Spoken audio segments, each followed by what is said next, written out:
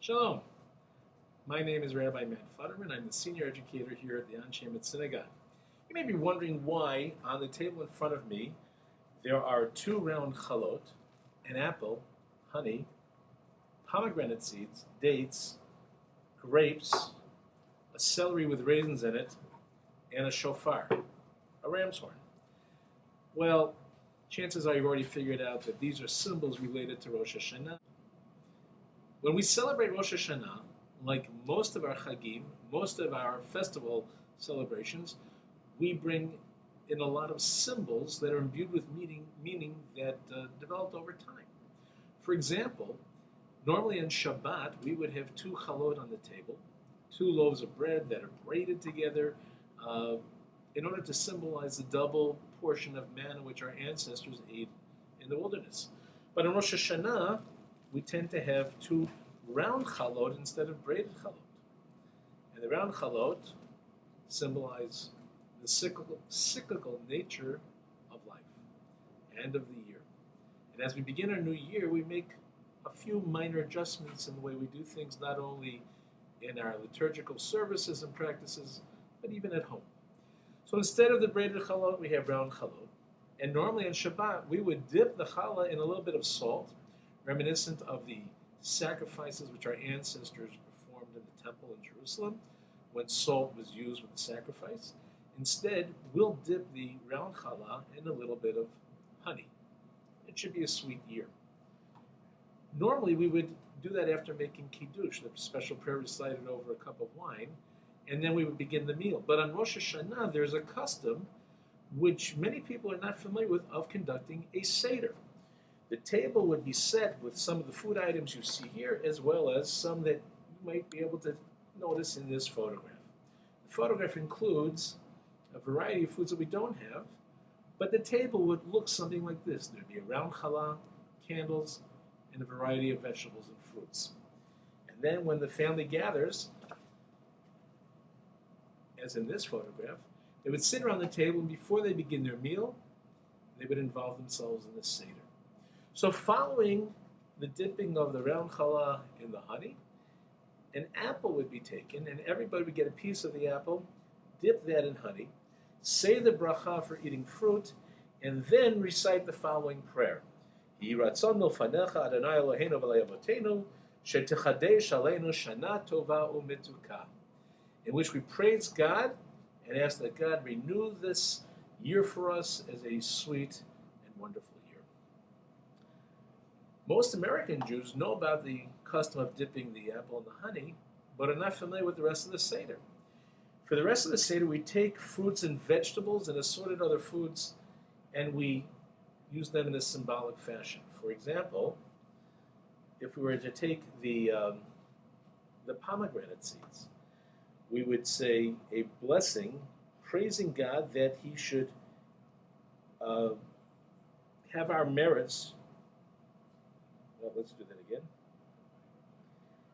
We would take the pomegranate seeds and we would say a blessing that says, Yiratzon milfanecha Adonai Eloheinu v'avotenu shenirbe zchuyot karimon. Praising God that our merits should increase like the seeds of a pomegranate. Now, some of you may know that according to tradition, there are 613 seeds in every pomegranate. I tried counting once. I only got up to 420. 613 are the number of mitzvot. 420 is not far off, but the symbolic nature is what remains important. That is a more concrete blessing, but some are a little less clear to us. For example, why have a blessing over dates? Well, the blessing we cite over the dates says, at the very end of it, after praising God, it says, Sheitaimu sonenu. There should be an end to our enemies. What's the connection between dates and an end to our enemies? The Hebrew word for date is tamar. Yitamu, there should be an end to, is a play on words between tamar and tom. An end to and the date is simply a play on words. The same thing is done over carrots. I don't have any carrots here, but the blessing there is sheyirbu zchuyotenu, that our merit should increase. What's the connection between merits increasing and Carrots, actually in the Hebrew it's not clear at all. But in Yiddish, carrot is mer, like the word in Yiddish for more, which is almost the same as the word for English, the word in English for more.